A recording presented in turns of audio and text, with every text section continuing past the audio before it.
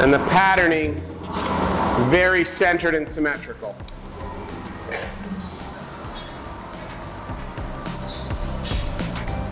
Yeah, it's really hard because the glass is really, really low in the furnace.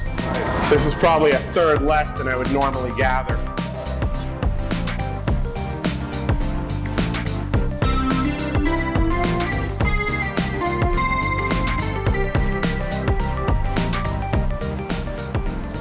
So now it's been nice and smoothed out, made perfectly symmetrical. Just going to fire polish the surface and see if I can start the bubble just before my last gather. If the bubble, if the air is out of the pipe, it just makes life a little bit easier. So I'm just waiting for it to cool a little bit to stiffen it up, and then I'll go and put a layer over this.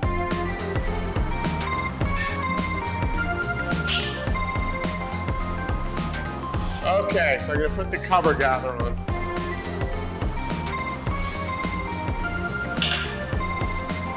So now the colored glass is cased between two layers of clear.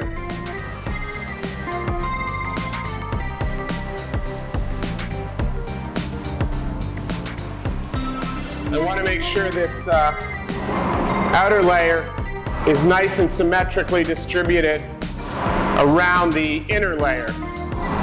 I want a little bit extra at the bottom, but I want it evenly distributed around.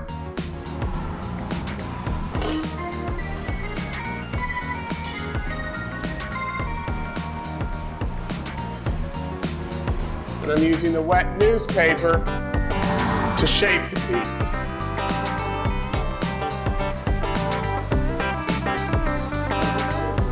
The Wall Street Journal.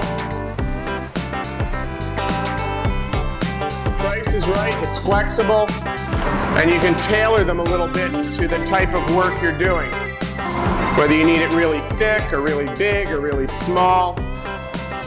Now the core of this is still a little bit cool, so I have to reheat it before I can blow it anymore.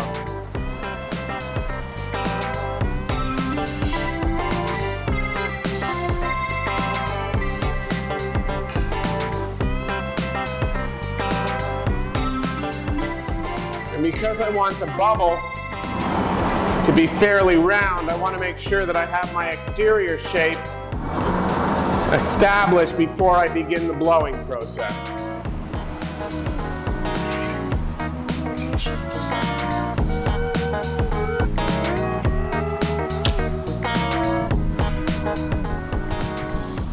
So I've gone into the pipe, trapped the air under pressure with my thumb, and the air wanting to lower its pressure can only do that by expanding.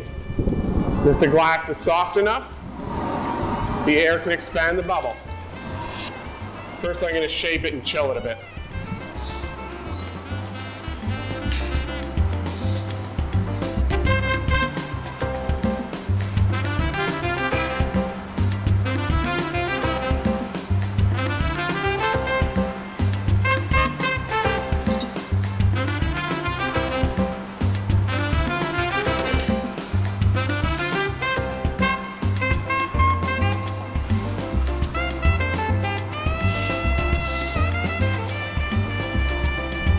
How's this?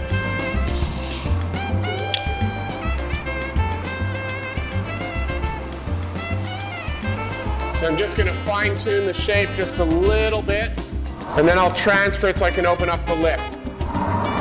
But basically that's the end of the blowing.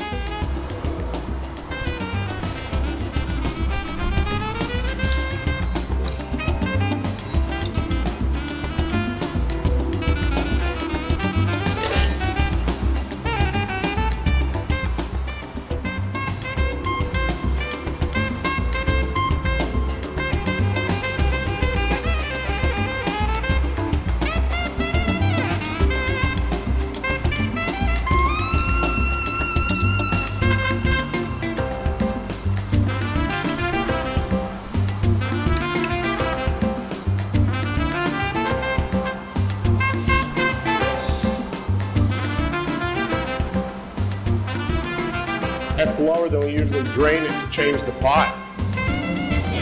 Yeah. Give it time.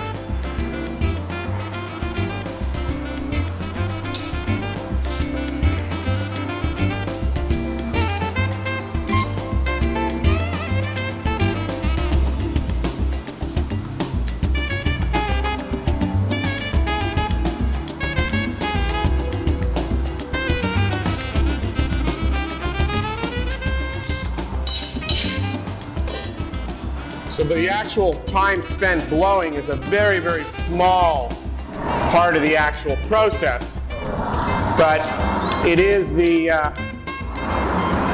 thing that made glass from something that was very, very precious, because there was very little you could do with it and it was very difficult, to something that could be used to make regular household items. So I'm going to stretch the neck out a little bit, which will also fit it out. I'm going to accentuate the twist of the color in the neck. Then I'll trim it to make it straight and even, and I'll flare the lip right out.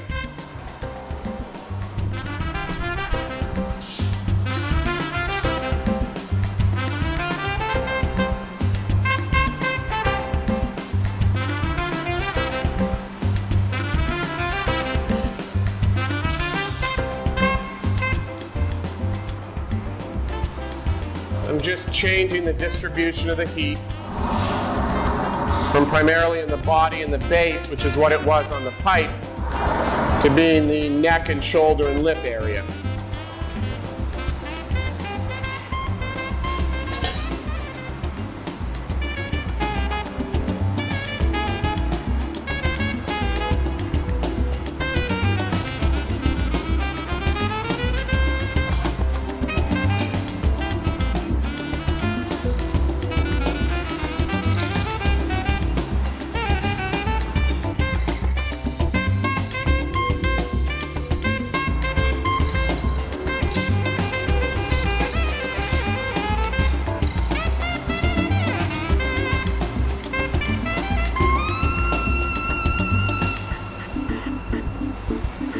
So I'll do that once more, and then I'll heat it up and trim it.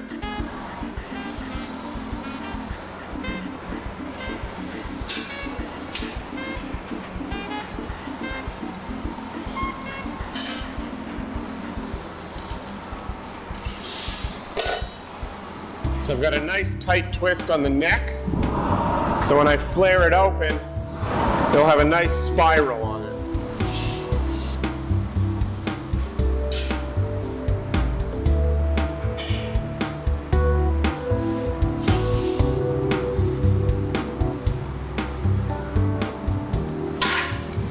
And don't try that at home.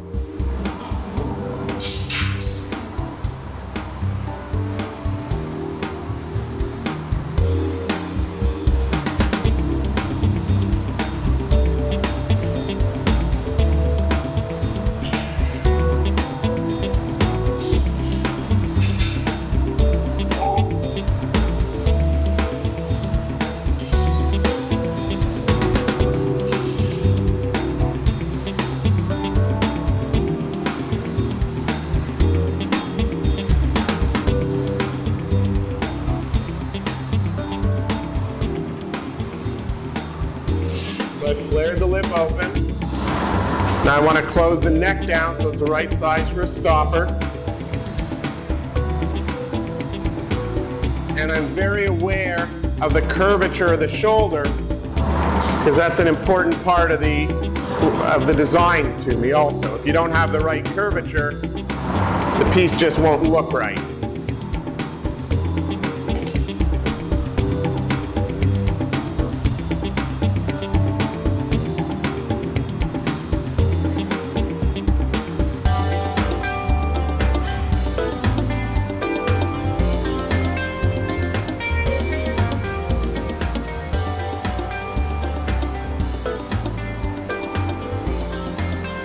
Making sure the lip was nice and flat and the opening is centered to the body.